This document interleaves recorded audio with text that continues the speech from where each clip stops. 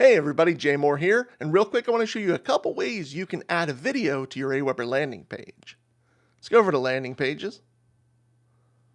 I'll create a new one here. We'll use a template that I've used before, because I think right here would make a great place for a video. So I'm actually going to delete this image right here. Drag over the video element, and then just add a YouTube or a Vimeo link. And there we have it.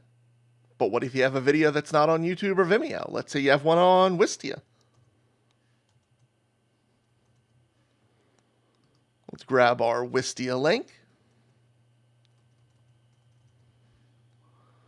Now, instead of using the video element, we're going to scroll on down here to the Smart Content element. Add that. Now, you can do a lot with this Smart Content element. But in this case, we're going to use it to add a Wistia hosted video. I'll preview that. It'll play right on the page. I hope this was helpful. See you next time.